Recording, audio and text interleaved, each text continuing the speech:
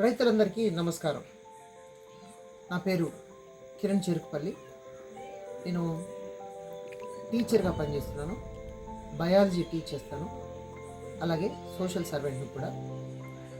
ఈ వీడియో చేయడానికి ముఖ్య కారణం రైతులకు ఒక ముఖ్య సమాచారాన్ని తెలియచేయాలని, ఒక ముఖ్యమైన విషయంలో ఒక విన్నపం చేయాలని. అదేంటంటే, వరి కోతల కాలం రాగానే వరి కోతలు అయిపోయిన తర్వాత మిగిలిపోయిన గడ్డిని రైతులు కాలబెట్టడం అనే విషయం గురించి. ఆ విషయం ఎంత తీవ్రమైనది, దానివల్ల వస్తున్న నష్టాలు ఏంటి, దాన్ని మరొక విధంగా చేస్తే వచ్చే లాభాలు ఏంటో తెలియజేయడానికి ఈ వీడియో చూస్తున్నాను. ఈ వీడియో చూస్తున్న వాళ్ళు తప్పకుండా ఈ వీడియో మొత్తం చూడండి. అలాగే దీన్ని రైతులందరికీ షేర్ చేసే విధంగా మీ అందరూ చొరవ తీసుకోవాలని చెప్పి మనం చేస్తున్నాను. నేను ఇక విషయం స్టార్ట్ చేస్తాను. మనందరికీ తెలుసు, వరి కోతలు అయిపోగానే ఇప్పుడు కంబైన్డ్ హార్వెస్టర్, ఈ మోడర్న్ హార్వెస్టర్ వచ్చిన తర్వాత డైరెక్ట్గా కోత కోయగానే గడ్డి అంతా పొలంలో పడిపోతుంది. నెక్స్ట్ పంట వేయడం కోసం రైతులకి ఈ గడ్డి అడ్డం వస్తుందన్న ఉద్దేశంతో దీన్ని రైతులు కాలబెట్టడం చేస్తున్నారు. దీనివల్ల జరిగే నష్టాలు ఏంటంటే, పోయినసారి సమ్మర్లో నేను ఈ విషయం గురించి చాలాసార్లు నేను స్టేటస్లో కూడా పెట్టడం జరిగింది.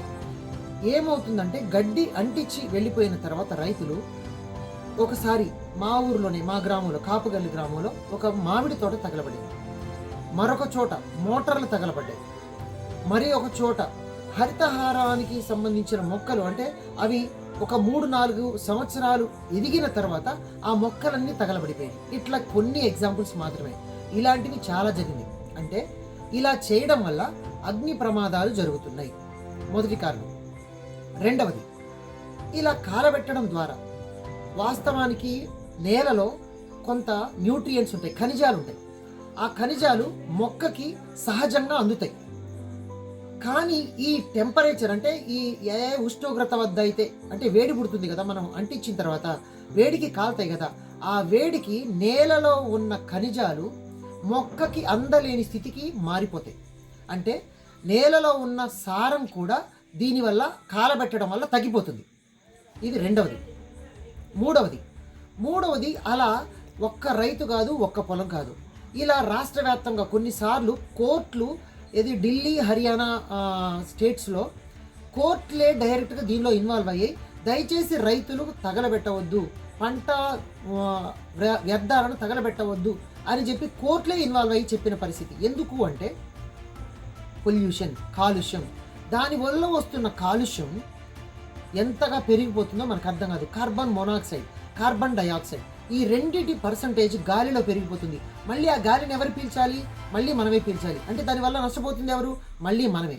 ఇలాంటి విషయాలు గ్రహించకుండా రైతులు తెలిసో తెలియకో పంట వ్యర్థాలను కాలబెడుతున్నారు. దయచేసి మీరు ఇమీడియట్గా ప్రాసెస్ ఆపండి. మీకు చేతులెత్తి మొక్కుతున్నాను, ఆపండి. ఓకే, మీరు ఆపండి అని చెప్తున్నారు సార్, మరి దానికి పరిష్కారం ఏంటి అని మీరు అడగొచ్చు. దానికి పరిష్కారం ఉంది. వ్యవసాయ శాస్త్రవేత్తలు, వ్యవసాయ అధికారులు, మీడియా దీని గురించి మొత్తుకుంటున్నాయి. అయినా రైతులు కొంతమంది అసలు వినడం లేదు, అలాగే చేస్తున్నారు. దానివల్ల ఏం చేస్తే ప్రయోజనాలు నేను మీకు చెప్పే ప్రయత్నం చేస్తాను. పంట అయిపోగానే, హార్వెస్టింగ్ అయిపోగానే, పంట కోత అయిపోగానే మీరు మళ్ళకి ఆ గెట్లన్నిటినీ పూడ్చేసి మడి నిండా నీళ్లు పెట్టండి. మడి నిండా నీళ్లు పెట్టి కొన్ని రోజులు, ఒక వారం రోజులు, ఎట్లాగో మీరు నెక్స్ట్ పంట వేయడానికి, నారు పెరగడానికి, నాటు వేయడానికి అటు ఇటుగా కొంచెం 15 నుంచి 20 రోజులు టైం పడుతుంది. ఈ లోపు ఒక్క వారం లోపే మీరు దాన్ని నిండా నీళ్లు పెడితే, మడి నిండా నీళ్లు పెడితే అవి మొత్తం కుళ్ళిపోతాయి. అది చాలా నత్రజని. మనం నత్రజని కోసం యూరియా, డిఏపి వాడుతున్నాం. కానీ ఈ రెండిటి వాడకం ఇలా తగ్గించవచ్చు. ఎలా? దీన్ని నానబెట్టి దానిలోనే వేసి దున్నడం వల్ల. మనం నానబెట్టిన తర్వాత ఆ నత్రజని మొత్తం డికంపోజ్ అవుతుంది. డికంపోజ్ అయ్యి మళ్ళీ నేలకు చేరి వచ్చే పంటకి మనం నత్రజని వేయకుండానే బలంగా పనిచేస్తుంది. ఆ బలాన్ని మనం కోల్పోతున్నాం.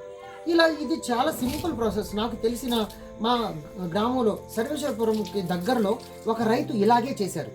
నానబెట్టి ట్రాక్టర్తో దానిలోనే దున్నిచ్చాడు. దానివల్ల ఆ కుళ్ళిపోయిన ఆ సారం అంతా భూమికి చేరి నెక్స్ట్ పంట బాగా పండుతుంది. దయచేసి రైతులు దీన్ని గమనించండి. ఈ వీడియోని సాధ్యమైనంత ఎక్కువ మంది రైతులకి చేరేలా అందరూ షేర్ చేయాలని చెప్పి మనవి చేస్తూ, దీన్ని అందరూ పాటించి మన దేశాన్ని కాపాడుకోవాలి, మన నేల సారాన్ని కాపాడుకోవాలి, అలాగే ప్రమాదాలు జరగకుండా కాపాడుకోవాలి. అందరూ విని ఆచరిస్తారని నమ్ముతున్నాను. మీ కిరణ్ చిరుపల్లి. ధన్యవాదాలు.